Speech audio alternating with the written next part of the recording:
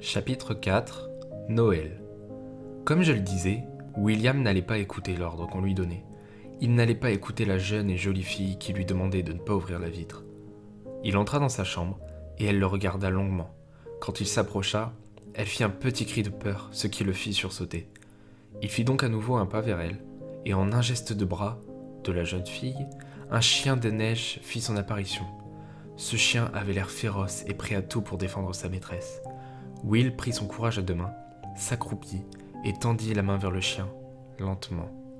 Le chien s'approcha, renifla la main de William, qui tremblait à l'idée que le chien au croc de glace pouvait lui déchiqueter la main.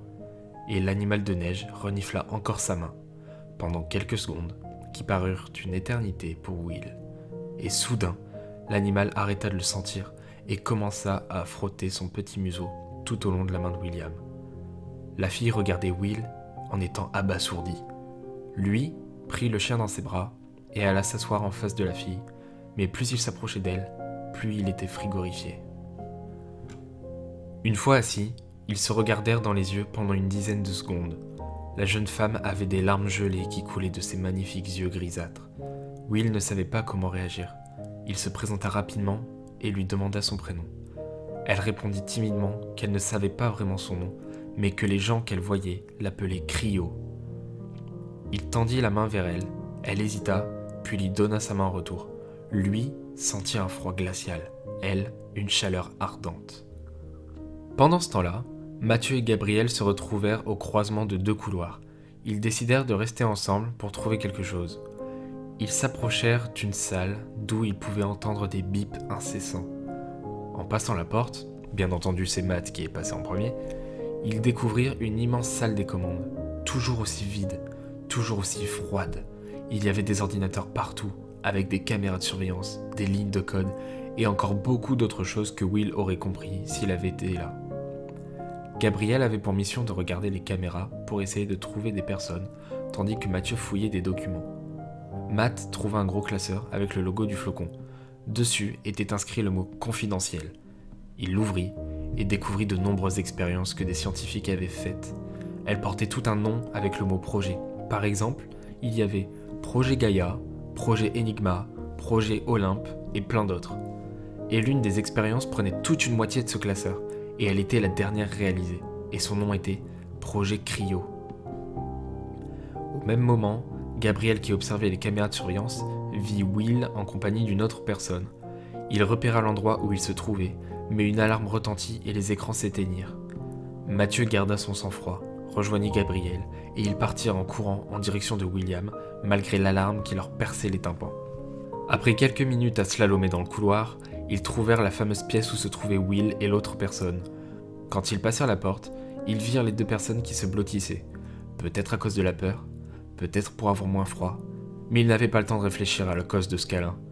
L'alarme commençait vraiment à leur donner un mal de tête qu'ils n'avaient jamais connu, donc ils devaient vraiment se dépêcher de sortir. Ils interrompirent Will et la fille malgré le fait que c'était bien la première fois qu'ils le voyaient comme ça. Ils partirent tous ensemble et Mathieu n'oublia pas de prendre le chien. Ils couraient tous ensemble dans les couloirs labyrinthiques et pendant cette course, Will expliqua rapidement à ses amis comment il avait trouvé cette fille. Il leur dit qu'elle s'appelait Cryo. Au moment où Matt entendit ce nom, son visage changea. Elle s'appelait Cryo, comme le projet dans le dossier. Donc il dit simplement qu'il devait vite sortir d'ici et de bien emmener la fille et son chien. Tous acquiescèrent. Tout à coup, pendant qu'ils cherchaient toujours désespérément une sortie, un énorme hurlement retentit. En fait, ce n'était pas réellement un hurlement. En réalité, on ne pouvait pas vraiment décrire ce son. C'était simplement comme si un monstre ou une bête était là, avec eux. Et Cryo dit quelque chose dans une autre langue, que même Gabriel ne connaissait pas. Donc elle le redit dans leur langue à eux. « Il est là pour moi ». Et cette phrase choqua nos trois amis. La situation était beaucoup trop stressante. Il y avait l'alarme, cette fille, le labyrinthe et cette chose qui cherchait Cryo. En courant, Cryo hurla le mot « lumen ». Il y eut un flash, et devant eux se trouvait la salle de la veille avec les plaques au sol, mais elles étaient toutes éteintes. Le cri retentit, mais encore plus fort, comme si la chose était vraiment très proche. Ils commencèrent tous à paniquer. Cependant, Matt sentait vraiment que quelque chose allait mal se passer, et il avait raison. Au bout du couloir, la chose qui cherchait Cryo faisait enfin son apparition. Il était encore pire que ce qu'ils avaient pu imaginer. Il s'approchait lentement, comme s'il appréciait ce qui se passait. Matt comprit qu'il fallait faire quelque chose. Il regarda Gabriel, les larmes aux yeux. Gabi comprit ce que Mathieu voulait faire. Il essaya de le retenir, mais c'était trop tard. La scène se passait comme au ralenti. Mathieu prit un bout de glace par terre, commença à courir en direction de la chose, poussait un hurlement de haine, et Gabriel essayait de courir après lui. Matt allait franchir la porte par laquelle ils étaient entrés dans le labo, mais cette fois, il allait sauter sur la bête. Mais le chien de Cryo courut si vite qu'il rattrapa Matt et continua en direction du monstre. Il fit un bond sur lui. À la fraction de seconde même où le chien blanc toucha la peau noire de la chose, il y eut une onde de choc accompagnée d'un flash énorme. L'onde de choc repoussa Mathieu avec une telle force qu'il s'écrasa sur le mur de l'autre côté de la salle et la grande porte se referma. Le flash avait allumé la plaque blanche. Cryo s'empressa de se tenir sur la plaque et cette fois, il y eut à nouveau une succession de lumières aveuglantes. Une bleue, une verte, une rouge et enfin une blanche. Ils se retrouvèrent devant la grotte dans laquelle Matt était tombé au début de leurs aventures. Mathieu n'allait pas bien du tout. Il fallait se dépêcher de rentrer. Cryo recommençait à pleurer des larmes gelées car elle venait de perdre son chien.